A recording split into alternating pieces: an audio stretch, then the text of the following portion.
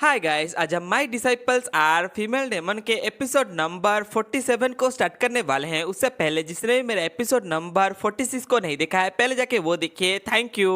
Story की starting में हम देखते हैं डेमन एम्परर को, जो कि उस बॉक्स को देखते हुए सोच रहा होता है। इस बॉक्स के अंदर जिस डेमन का बॉडी अभी रखा हुआ है वो शायद 10,000 साल पुराना है, और उस डेमन के बॉडी को देखते हुए से पता चलता है कि वो जरूरी कोई नोबल फैमिली से होगा। सो इसी वजह से इसको देखते ही पता चलता है कि इसका स्ट्रेंथ बहुत ही ज्यादा है। लेकिन मुझे जितना पता है कि डेमन्स बहुत ही ज्यादा खतरनाक जाति थे और उनके पास टेरिफाइंग स्ट्रेंथ था, उसके साथ ही वो बहुत ज्यादा टैलेंटेड भी थे और वो बहुत ही सालों तक जीते थे, लेकिन उनका पावर बहुत ही ज्यादा डिस्ट्रक्टिव था। सो इसी वजह से 10,000 साल पहले ह्यूमंस और ऑर्क से मिलकर जितने भी सारे डेमंस थे उन सभी को डिफीट कर दिया था और उनको मार डाले थे। लेकिन जो डेमन जिंदा बच गए थे उनका पता नहीं कि वो अभी कहाँ पर हैं। लेकिन शायद उस सोल को पता हो सकता है कि वो डेमन सब कहाँ पर हैं। फिर ये चीज बोलकर डेमन एम्पर अपने स्पेस में एंटर हो जाता है। जैसे ही डेमन एम्पर उस सोल के पास अपियर होता है, वैसे ही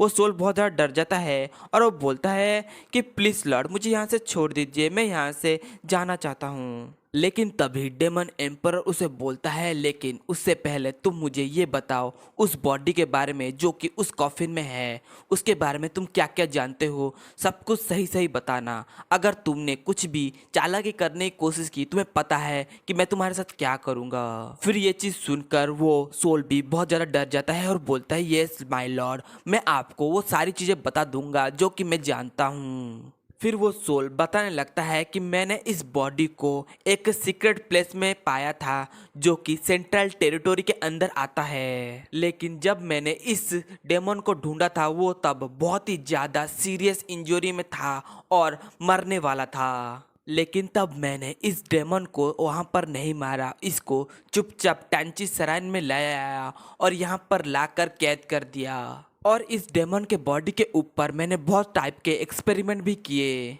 लेकिन जैसे कि मुझे पता था डेमन्स बहुत सालों तक जीते हैं, ऐसा क्यों होता है, इसी को जानने के लिए मैंने इसके बॉडी के ऊपर बहुत तरह के एक्सपेरिमेंट किए। और फिर एक समय बाद मुझे लगा कि मुझे एक ऐसा मेथड मिल चुका है जिसका यूज करते हुए मैं पूरा इमोर्टल बन सकता हूँ। सो इस वजह से मैंने उस मेथड को यूज किया और बाद में मुझे पता चला कि वो उस डेमन का ट्रैप्ड है जिसके अंदर कि मैं फंस चुका हूँ, और इसी वजह से मैं वहां पर मारा गया और एक सोल के रूप में परिवर्तित हो गया।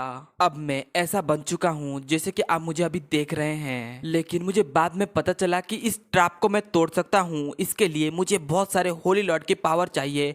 इसी वजह से मैंने बहुत सारे होली लॉर्ड को मार डाला था और उनके पावर को गैदर कर रहा था, और फाइनली मैंने इस होली लॉर्ड को मार के उसके पावर को भी कंज्यूम कर लिया। इससे मुझे बहुत ज्यादा पावर मिला, इससे मैं उस ट्रैप को तोड़ सकता था। लेकिन अनफॉर्चुनेटली ये मैं कर ना सका क्योंकि आपने मेरे सारे पावर को अपने अंदर कंज्यूम कर लिया।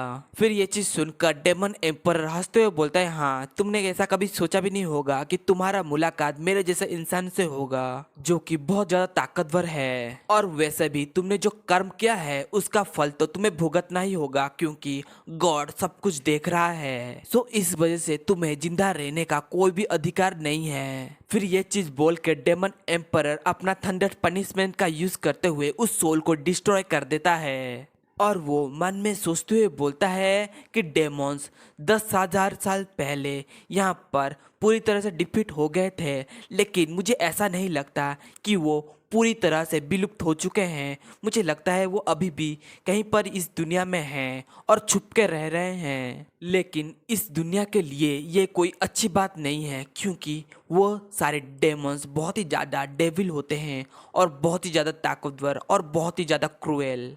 फिर ये चीज बोलते हुए डेमन एम्परर उस कॉफिन के ऊपर अपना पावर का यूज करने लगता है। इसके कारण वो कॉफिन सीधा हवा में उठ जाता है और डेमन एम्परर उस बड़े से बाल्टी को भी समन कर लेता है जिसके अंदर की हाउटी पुल का स्पिरिचुअल लिक्विड होता है, और उस बाल्टी के अंदर उस कॉफिन को डाल देता है और उसका ढक्कन दे देता है और अपना पावर का यूज करते हुए उसको रिफाइन करने लगता है उस डेमन को, जिसका यूज करते हुए वो और भी बहुत ज्यादा ताकतवर बन सकता है।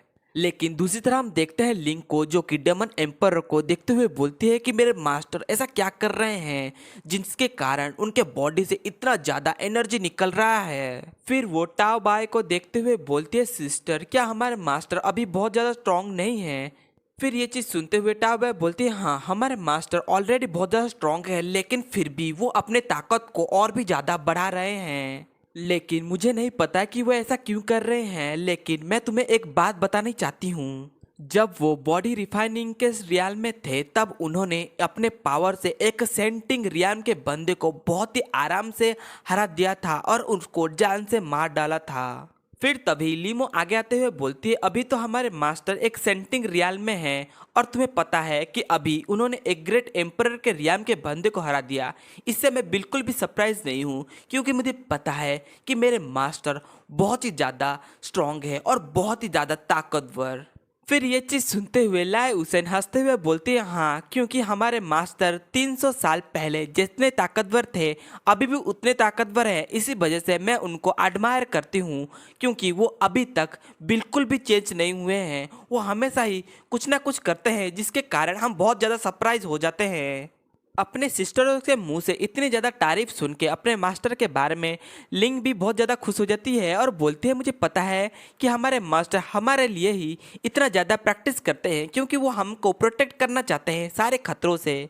इसी वजह से मैं बहुत ज़्यादा खुश हूँ, क्योंकि मैं अपने मास्टर के साथ फाइनली मिल चुकी हूँ और उनके साथ ही रहूँगी। हाय गाइस, अभी के लिए इतना ही। इसके नेक्स्ट एपिसोड में हम देखेंगे यार डेमन एम्परर उस डेमन के बॉडी को अच्छे तरीके से रिफाइन कर पाता है या फिर नहीं। अगर आपको हमारी वीडियोस पसंद आती है तो हमें सब्सक्राइब और बेल आइकन ऑन कर दीजिए। Thank you.